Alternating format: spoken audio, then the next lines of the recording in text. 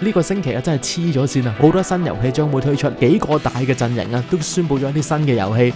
但係我哋唔係講呢啲嘅，我哋呢個 channel 咧主要係講啲復古嘢、老餅嘢、老土嘢、old seafood嘢。係啊，復古遊戲都有新聞㗎，old seafood game news 啊嘛。Let's go rock and roll！ Let's go rock and roll！ 免費遊戲 Steam 最近就有隻遊戲限時免費 Gravity Circuit， 佢係一隻好似洛克人咁樣嘅遊戲。畫面同敵人咧都好似洛克人隻 game 咁嘅，因為佢好似洛克人嘅關係啦，所以玩起上嚟咧係好容易上手，同埋你都會覺得好爽嘅。主角 Kai 就唔會好似洛克人咁樣射豆豆，佢係會用一啲拳腳功夫去擊敗敵人。除此之外，佢仲有一個鋼索嘅爪鈎啊，有啲好似 Game Boy 蜘蛛俠嘅嗰個感覺啦。每次打完一個大佬之後咧，你就會解鎖一個新嘅技能，就好似升龍拳啊、旋風腿啊呢啲咁樣嘅絕招。而遊戲喺 Steam 嘅評分呢，都算係幾高嘅。其實呢隻 game 咧已經做咗一段時間嘅限時免費噶啦，限時免費時間將會開放到6月14號，都係仲有2日可以 download 啦。只要喺 Steam account 嗰度新增至賬戶，就可以永久保留呢隻遊戲噶啦。就算唔玩都好啊，都 add 咗落去先啊嘛。PS5 咧已經加咗價一輪啦。Steam Deck 亦都宣布咗加價啦，而加嘅幅度咧都非常之大嘅。而 Switch 2雖然喺其他國家咧已經加咗價啦，咁但係香港咧就宣布咗9月先會加價嘅。雖然話係9月先加價，但係香港大部分嘅鋪頭咧都已經加晒價啦，或者係要原價買，但係就需要食骨先買到機。例如呢間橙色嘅鋪頭咁樣啦，買主機嘅話就需要買埋其他 Switch 嘅周邊或者遊戲先可以買呢部主機嘅。想原價買到主機唔緊要，幫緊你，唔使上淘寶，唔使去深水埗嘅，只要上翻香港任天堂嘅官網就可以用翻原價買到主機噶啦。係啊，香港任天堂係有官網噶，睇翻情況先。依家買嘅話呢，2至7個工作天就可以買到啦。所以今次任天堂呢都算係佛心噶啦。如果想買又唔想食骨或者食炒價嘅朋友呢，就可以用呢個方法買啦，算係加價錢上車最後機會噶啦。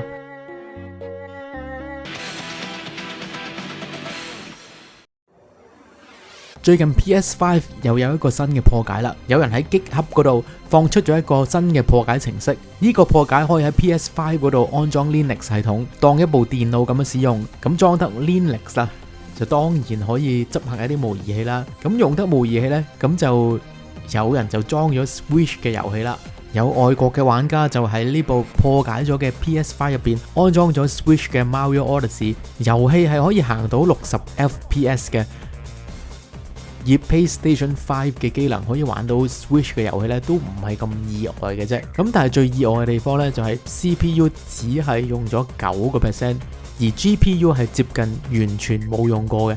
咁亦即係以 PS5 嘅機能去執行 Switch 嘅遊戲，用10% 就已經夠啦。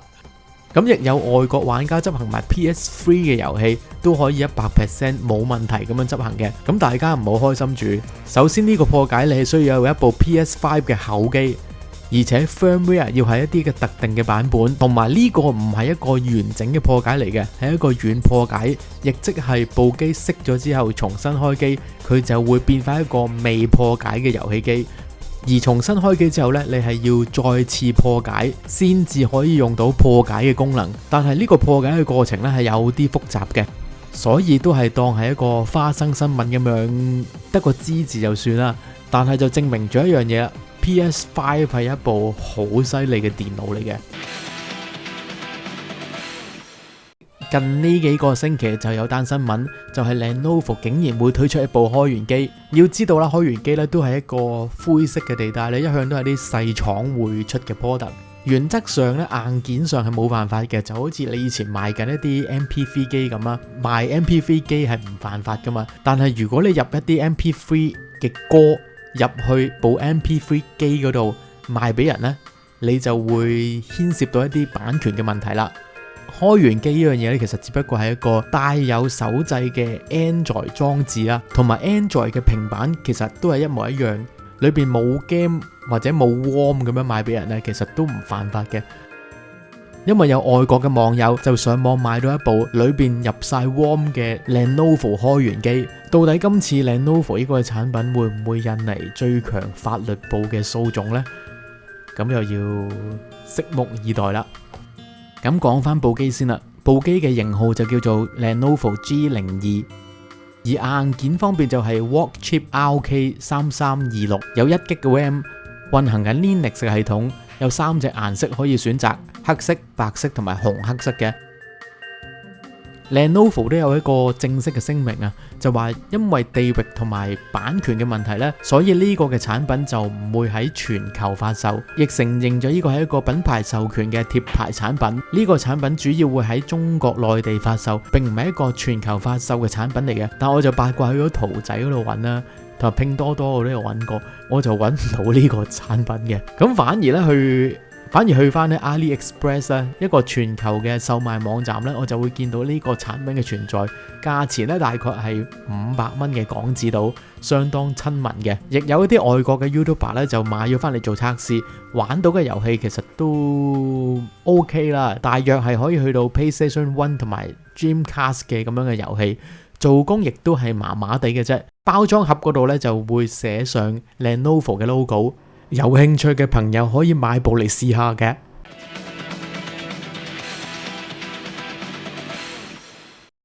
跟住就講下一啲時裝嘅嘢。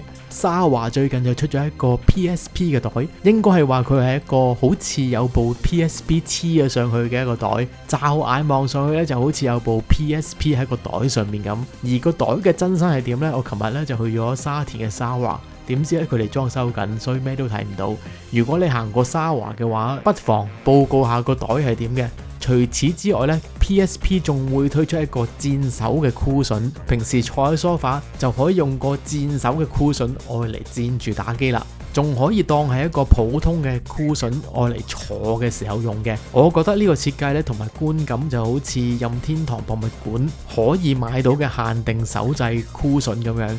但係要買呢個 PSP 箍筍就唔使去到一啲嘅博物館就可以買到啦。PS1 仲會推出一個 PS1 形狀設計嘅袋，放電腦入去咧佢就係一個電腦袋啦，放文件入去咧佢就一個文件袋，外形就同 PS1 一模一樣嘅，放喺台就好似放咗部 PS1 同你一齊喺台做嘢咁啦。除咗呢啲嘅額外周邊之外咧，PlayStation 都會推出一啲新嘅硬件，有上次 Comic-Con 見過嘅 PS5 街機大手掣，我就幾中意呢個手掣嘅，因為外形好靚啦，成個顏色同埋感覺都可以襯翻嗰部黑白色嘅 PS5。但係上次就冇得試下個手感係點啦，都幾期待呢個手掣出現嘅。佢個設計都幾薄嘅，同埋佢成個設計咧有埋個袋俾你嘅，咁就譬如話可以拎出街玩啊，帶去朋友屋企玩啊，都唔會好似以前嗰啲街機大掣咁笨重啦。除咗一個大掣之外咧，仲會推出一個無線嘅藍牙喇叭。呢個喇叭用咗一個 dock 嘅充電設計，平時就會放喺 dock 度充電啦。需要嘅時候咧就可以成個拎走嘅，放喺你最中意嘅位置嗰度使用。內置嘅電池提供咗長達12小時嘅無線續航能力，玩足成日啦都冇問題嘅。個喇叭有黑色同白色可以選擇。我覺得咧成個設計都幾靚仔，好吸引嘅。今年9月或者10月咧就正式發售啦。除咗個喇叭之外咧，仲會推出一個27寸用嚟打機嘅電競熒幕。熒幕嘅底部有一個嘅掛鈎，打完機之後咧就可以放翻 PlayStation 嘅手掣上去，順便仲可以充埋電嘅。熒幕用咗 QHD IPS 嘅面板，支援 120Hz 嘅刷新率同埋 VRR。售價大約350蚊嘅美金，的話大概2700蚊嘅港紙到啦。8月尾就會喺日本同埋美國率先發售，之後先會陸續去到香港同埋其他國家嘅。幾年前啦 ，PS5 咧就出咗個30週年嘅灰色版本啦，模仿翻 PS1 主機嘅特別版。無論係主機啊、手掣啦同埋 Portal 咧都有出到特別版嘅。而今年咧就係 Xbox 嘅25週年啦，所以佢哋都會推出一部特別版嘅 Xbox 主機 Xbox Series X 嘅25週年版啊，全機嘅機身咧都用咗透明綠色嘅設計，就好似第一代嘅 Xbox 咁。我自己就麻麻地中意玩 Xbox 嘅，但係我就係一個 Xbox 手掣嘅 fans 嚟嘅。但如果佢呢個 Xbox 嘅透明手掣唔使同人搶，或者唔使食炒價嘅話呢，我應該都會買一個噶啦。想支持呢個 channel 繼續運作，可以 pay me 或者俾 Super Fans 課金支持嘅。如果唔想課金，都可以俾個 like 或者留言講聲加油。今日呢條片係咁多啦，下條片再見，拜拜。